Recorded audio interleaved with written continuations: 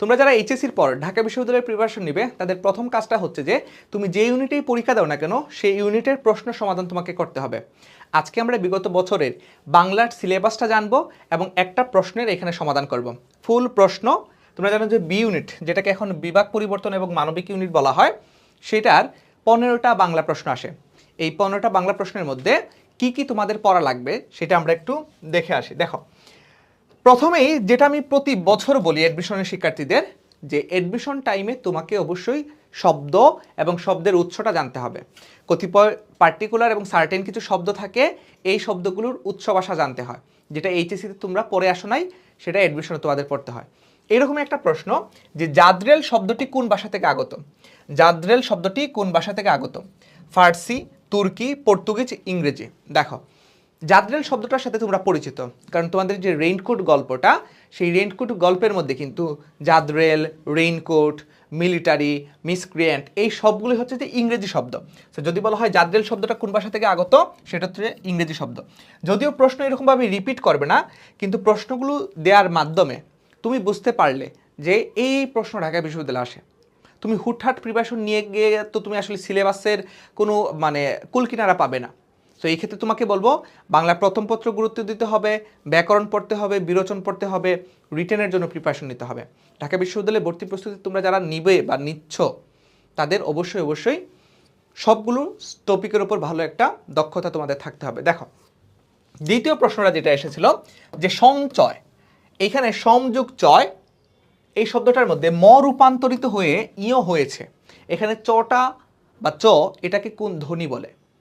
দেখো, এটা আনঅর্থোডক্স, তুমি এইচএসসিতে এটা পড়ো নাই, চাইলেও তুমি এগুলো এক লাখ অনেক ক্ষেত্রে পড়তে পারবে না। এই ক্ষেত্রে তোমার অবশ্যই একজন গাইডলাইন কিংবা মেন্টরশিপের প্রয়োজন। সেই ক্ষেত্রে আমরা কিন্তু আমাদের যে ডিউ চ্যাম্পিয়ন বেস্ট, সেইখানে কিন্তু তোমাদেরকে একদম অনলাইনে বেস্ট সার্ভিসটা দিব বিগত বছরের ন্যায়। এগুলো আমরা আমাদের অনলাইন ক্লাসে পড়াই। যে চটা হচ্ছে একটা তালব্য ধ্বনি, চটা হচ্ছে যে তালব্য বর্ণ, চ, ছ, বর্গীয় জ, ঝ, ইয়। হ্যাঁ, এগুলো হচ্ছে যে তালব্য, কারণ এগুলোর উৎস হচ্ছে যে তালু। এগুলো উচ্চারণ করতে তুমি দেখবা তোমার জিহ্বাটা তালুর সাথে সম্পৃক্ততা পাচ্ছে। তালুর সংস্পর্শ ছাড়া তুমি চ, ছ, বর্গীয় জ, জ, ইয় এই বর্ণগুলো উচ্চারণ করতে পারবে না। সো এটা কোন বর্ণ? এটা হচ্ছে যে তালব্য বর্ণ। তারপর দেখা আবিধানিক ক্রম অনুসারে সাজানো শব্দগুচ্ছ। এগুলোকে আমি প্রশ্নগুলো দিলাম না ভাই, তুমি তোমার স্বপ্নের বিশ্ববিদ্যালয়ে যে আসতে যাচ্ছ সেইটার একটা টেস্টিং হচ্ছে এটা, যে এই টাইপের প্রশ্ন আসে। এখন আবিধানিক ক্রমটা এইচএসসিতে তোমরা কেউই পড়ো নাই, এইচএসসির সিলেবাসে ওইটা নাই। তো আবিধানিক ক্রম হিসেবে সাজানো শব্দগুচ্ছ মানে হচ্ছে ডিকশনারিতে, বাংলা ডিকশনারিতে কোন শব্দের পরে কোন শব্দটা আসবে। ঠিক আছে? তো এইখানে দেখো আশা, আলো, আসমান, অনেক, অতিশয়, অনাবিল, ইলিশ, ইতিহাস, ইমারত, উচ্চ, উট, উঠতি। এই ক্ষেত্রে আমাদের মনে রাখতে হবে অভিধানটা আমাদের জানতে হবে। অভিধানে আ আছে, আ আছে, আ আছে। এখন তালব্য আগে না ল আগে? আমরা যদি অভিধানটা খুঁজি তাহলে দেখবো যে প, ফ, ব, ব, ম, অন্তস্থ জ, র, ল, তালব্য। তার মানে তালব্যটা আগে আসার কথা ছিল, কিন্তু এই জায়গায় দেখো আশাটা আগে দিয়ে দিছে। তার মানে অভিধানে আলো শব্দটা আগে আসবে। ঠিক আছে, এটা কাটলাম। এরকমভাবে আমরা যদি মিলাই তাহলে দেখবো যে উচ্চ, উঠ, উঠতি, এই তিনটা আবিধানিক ক্রমটা শুদ্ধ।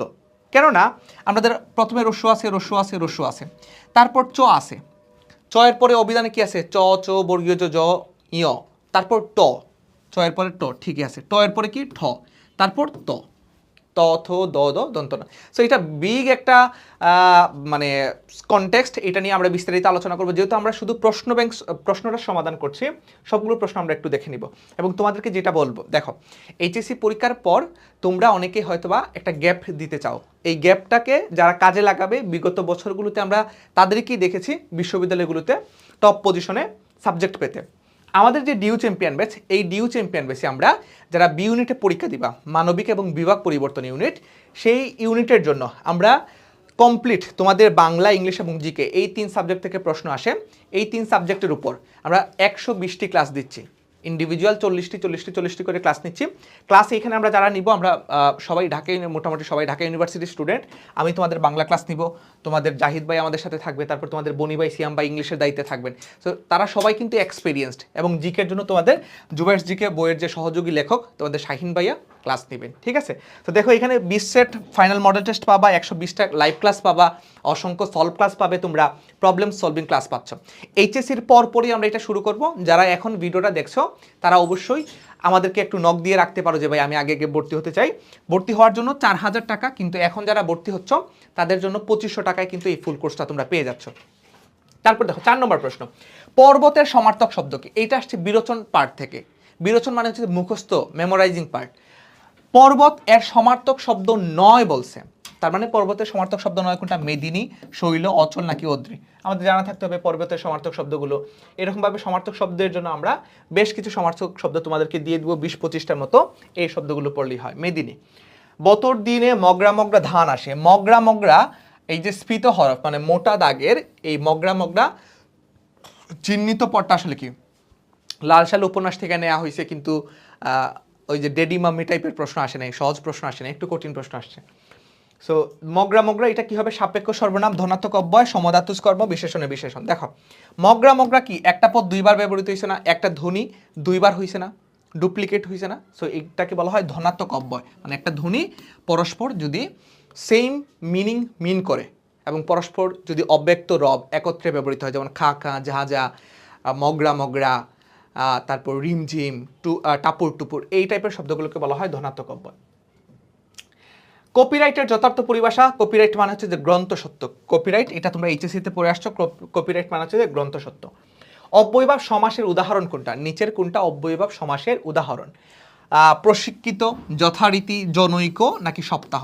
দেখো সপ্তাহ হচ্ছে যে 7 দিনের সমাহার, এটা একটা দ্বিগু সমাস, ঠিক আছে? পূর্বপদে যদি 7 মানে একটা সংখ্যা যদি থাকে এবং পরপদে যদি মানে পরপদে যদি বিশেষ্য থাকে, তাহলে এটাকে বলা হয় দ্বিগু সমাস। সমাসের একটা খুবই গুরুত্বপূর্ণ একটা পার্ট।